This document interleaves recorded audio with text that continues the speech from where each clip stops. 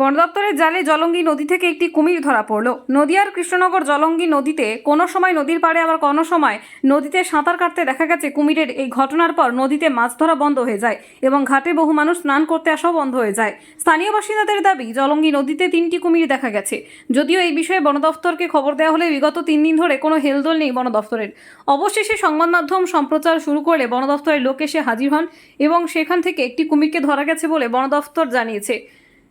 10 by 10 foot উচ্চতা এই দিন ঘূর্ণির একটি জলঙ্গি নদী থেকে কুমিরকে ধরা হয় এবং সেটিকে নিয়ে আসা হয় নদিয়া মুর্শিদাবাদ বন দপ্তরে। স্নান করতে আসি নদীতে। মানে এই কুমির দেখে কি ভয় লাগলো? হ্যাঁ। কি গো, এখন কি আর নদীতে স্নান করতে চাইবে না? না, কেন? বাড়িতে করবো কলে। কেন কেন? ভয় লাগছে। কিসে, কুমিরের ভয়? হ্যাঁ। আচ্ছা, কি দেখলেন আজকে? জলঙ্গি নদীতে একটা কুমির এসছে। আচ্ছা, এতে কি আপনার আতঙ্কিত? এই গ্রামবাসী সব আতঙ্কিত। হ্যাঁ, আর এই কুমিরের জন্য মানুষ ভয়ে সব নদীতে স্নান করতে পারছে না।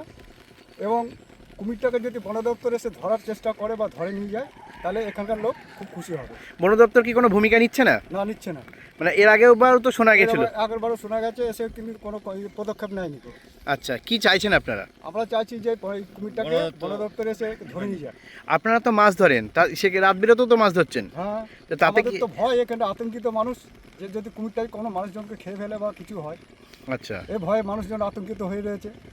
আর এই জাল তো পাতা আছে, সেই জালেও তো নিশ্চয়ই আর সমস্যা। জালও বেঁধে যেতে পারে। আচ্ছা, তা বন দপ্তর বা প্রশাসন কোনো ভূমিকা নিচ্ছে না? না, না, নিচ্ছে না। আচ্ছা, আপনাদের কি এই এলাকাতেই দেখা গেছে? হ্যাঁ, এই এলাকাতে দেখা গেছে। প্রথম দেখা গেছে বক্সিপাড়ার ওই দিক থেকে মানুষজন বলেছে। আমরা এসে দাঁড়িয়ে রয়েছি, দেখি কুমির দেখা যায় কি না। এখন দেখছি তো কুমির, তো অরিজিনালি কুমির দেখা যাচ্ছে। ঠিক আছে, আপনার নাম? বিশ্বজিৎ বাগ। আপনি কি মানে মাছ মৎস্যজীবী? মৎস্যজীবী।